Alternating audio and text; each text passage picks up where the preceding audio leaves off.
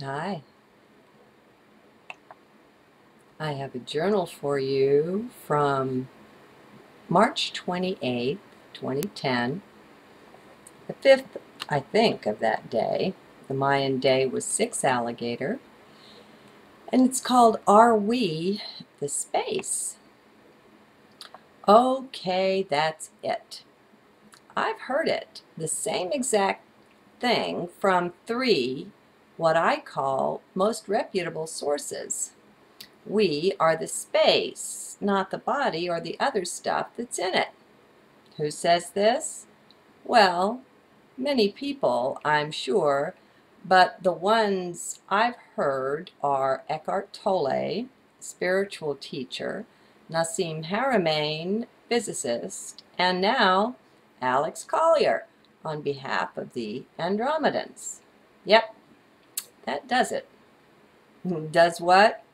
Well, it's got my attention so strongly, and since I don't have this directly, experientially just yet, well, it's got my attention, that's all.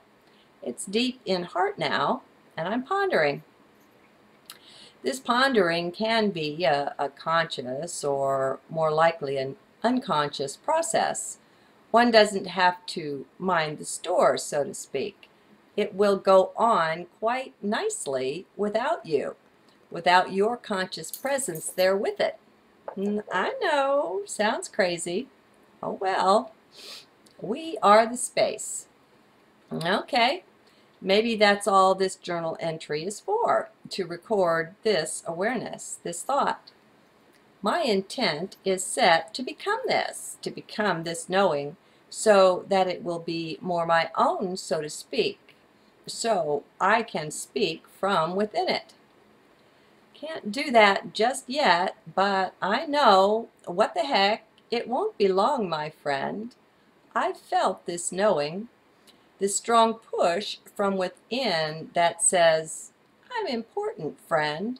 This tells me I will soon be the possessor of new remembrance, then, of more we've forgotten when we put these skin suits on and stepped upon Terra. But oh, we're coming back home, back into all we've known, but forgot for oh so long, the long while of our journey. So come along with me if you enjoy this, please, and see me morph and change all over the place. Yikes! Poetry, endless poetry. Well, there's a reason for everything. Yep, there is, and I know that. So, quite obviously, there's a reason for this too. And I'm going to step out of this journal a second. It says, and see me morph and change all over the place. I'm just a placeholder for you, okay?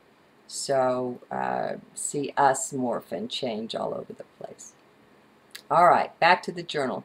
The only thing that's come to me, though, is something about the rhythm of the poetry must be important, important enough to share by making a bit of a fool of myself this way. Well, as you know, I'm game for that. Once one gets over the discomfort of caring so much what other people think, and of knowing that some of them will think the worst things about you, well, there's a marvelous freedom that comes over you.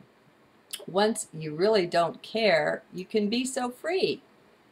And it doesn't do any good anyway, as we all know, courting the favor or good thoughts and feelings of another. None of us have that kind of power, nor should we, to control another person in that or any way.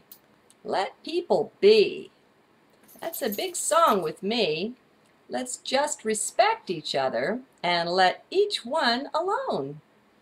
And further than that, let's actually support the song she's singing, even if we think it's terribly off-key and not worth a hoot. That's the BS, friends. Each one's song is so terribly important.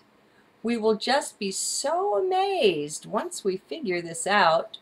And the best way to help her or him sing more on key is to support her efforts to be herself. Give her time and space, and why not? Support her with all you've got within to give her. You'll be amazed to see what comes of be and let be, what radiant beauty you will see as a result. It'll come up on you on little cat feet. It sneaks into your awareness, then, oh, what a shock! For rather than off-key song, a masterpiece has been born. It was there all along, but no one knew. And that includes the dear singer, of course.